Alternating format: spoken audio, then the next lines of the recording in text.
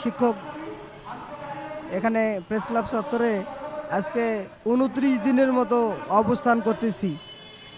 আমাদের একটাই দাবি, মাননীয় প্রধান উপদেষ্টার নিকট আমাদের একটাই দাবি, বাদ পড়া বেসরকারি প্রাথমিক বিদ্যালয়গুলো জাতীয়করণ। গত সরকারের আমলে আমাদের ওই ফ্যাসিস্ট সরকার আমাদের এই স্কুলগুলো সব শর্ত পূরণ করা সত্ত্বেও আমাদের স্কুলগুলো জাতীয়করণ থেকে বাদ পড়ে যায়। আমাদের এ পর্যন্ত ৪,১৫৯টি বেসরকারি প্রাথমিক বিদ্যালয় রয়ে গেছে। আমরা বিনা বেতনে এই স্কুলের শিক্ষিকাবৃন্দ বাচ্চাদের শিক্ষাদান করে যাচ্ছি। আমরা বিনা বেতনে আজ এতদিন যাবত এই বিদ্যালয়গুলো চালু করে রেখেছি। আমরা এখন আমাদের বেতনের দাবিতে এই প্রেস ক্লাব চত্বরে অবস্থান করতেছি। আমরা অনেক মানবত জীবনযাপন করতেছি।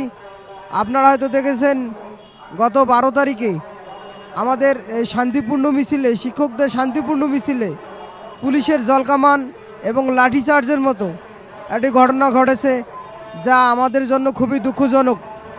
আমরা আমাদের ন্যায্য দাবি আদায়ের জন্য আজ ২৯ দিন ধরে এই প্রেস ক্লাব চত্বরে অবস্থান করতেছি। সরকারের উচ্চ মহল থেকে এমন কোনো ব্যক্তি আজ পর্যন্ত আমাদের সঙ্গে কোনো প্রকার যোগাযোগ করেনি। এটা খুবই দুঃখজনক আমাদের জন্য। আমরা আজকে এখানে মশার কামড় খেয়ে রমজান মাসে না খেয়ে এই শুকনো মুড়ি দিয়ে ইফতার করে আমরা এখানে অবস্থান করতেছি। আমাদের এই শান্তিপূর্ণ মিছিলে আমাদের কয়েকজন শিক্ষকের পা ভেঙে গেছে, অনেকে আহত হয়ে গেছে, অনেকে হসপিটালে আছে। সরকারের মহল থেকে ন্যূনতম কোনো খোঁজখবর আমাদের নেওয়া হয় নাই। এটা আমাদের জন্য অত্যন্ত খুবই দুঃখজনক।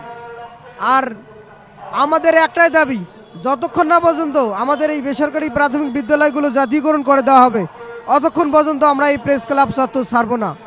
মাননীয় উপদেষ্টা, প্রধান উপদেষ্টা, শিক্ষা উপদেষ্টা মহোদয়ের নিকট আমাদের একটাই দাবি, আমাদেরকে আর কষ্ট দেবেন না।